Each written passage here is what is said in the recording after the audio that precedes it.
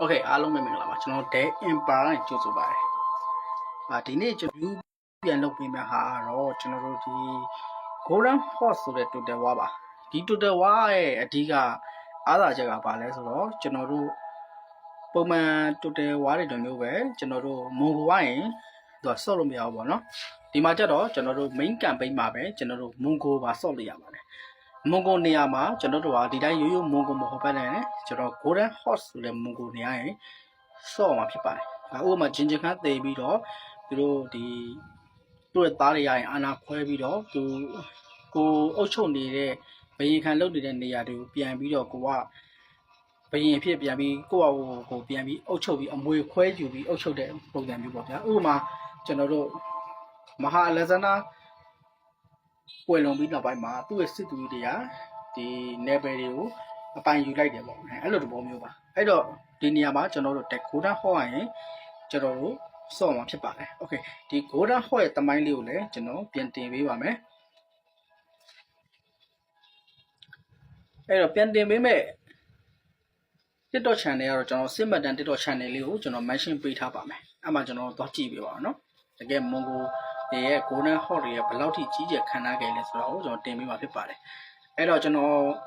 ဒီနေ့ဒီ Golden Horse အပိုင်းတွေကိုကျွန်တော်စပြီးတော့ဆော့ပြမယ်ပေါ့နော်โอเคဒီမှာပထမဆုံးဘာတွေပါမလဲကျွန်တော်တစ်ချက်ပြန်ကြည့်မယ်ဗျအဲ့တော့ဒီမှာ Bennett ပါမယ်ပြီးရင်ကျွန်တော်ဒီမှာ Sicily ပါမယ်ပေါ့နော်ဒီမှာကျွန်တော်တို့ဒီမှာ Egypt ပါမယ်ပြီးရင်ကျွန်တော်တို့မှာ Scotland လည်းပါမယ်ဗျပြီးတော့ဒီမှာ Canada လည်းပါမယ်ပြီးရင်ကျွန်တော်တို့ရဲ့ Golden Horse ပေါ့ပြီးရင်ကျွန်တော်တို့ဒီ Ottoman တွေဖြစ်လာမဲ့သူပါမယ်ပေါ့နော်ပြင်သစ်ပါမယ်ပြီးရင် Holy Roman Empire ပါမယ်ပြီးတော့အင်္ဂလန်ပါမယ်ပြီးတော့ Portuguese ပါမယ်ပေါ့ဗျာပြီးရင်ကျွန်တော်တို့ဒီမှာအောက်မှာကျွန်တော်ဒါ Iran ပါဒါ Iran Empire ပါ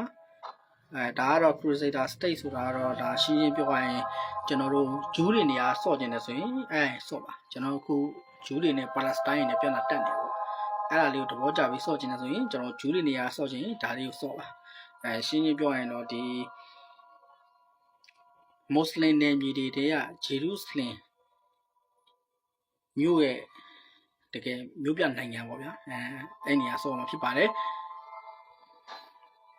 ပြီးရင်ဒါနော်ဝေးပါပြီးတော့ကျွန်တော်ဒီမှာတက်တော့နှစ် order ပေါ့နော်ဒီကောင်ကျတော့ကျွန်တော်တို့ pressure ရဲ့အပေါ်မှာရှိမှာပါကျွန်တော်16ရာစုဆိုရင် pressure ထွက်လာမှာပေါ့နော် pressure ရဲ့အပေါ်မှာရှိတဲ့ဒီနိုင်ငံငယ်ပေါ့နော်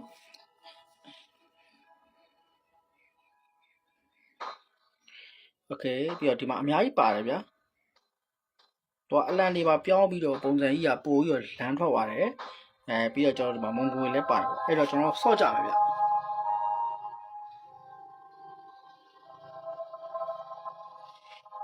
အဲ့တော့ကျွန်တော်နှိပ်ပါမယ်ဆိုတော့အထက်ကမြေပုံလေးတစ်ချက်ပြကြအောင်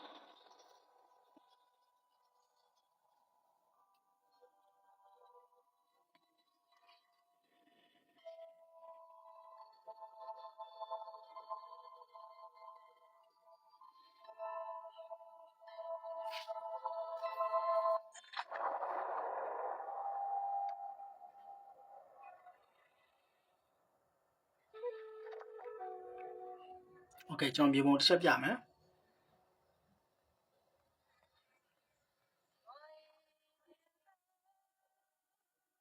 တော့မြေပုံလောက်မယ်ဆိုကျွန်တော်ချက်ကောက်ခိုးအောင်ပါဗျဒါပေမဲ့ခဏနေအောင်ကျွန်တော်ပြမယ်ကျွန်တော်ဒီမှာမြေပုံမှာဆိုတော့သူအကျယ်ကြီးစော့မယ်ပေါ့နော်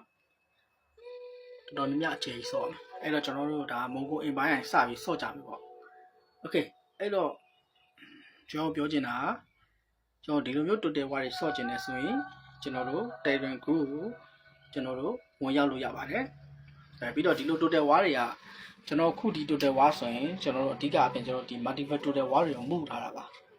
အဲ့တော့ကျွန်တော်တို့ဒီနေရာမှာကျွန်တော် Golden Horse မှုဆိုရင်ကျွန်တော် Golden Horse ခုလိုမျိုးကြီးပါမှာပေါ့နော်အဲ့လိုမဟုတ်ဘဲကျွန်တော်3 kingdom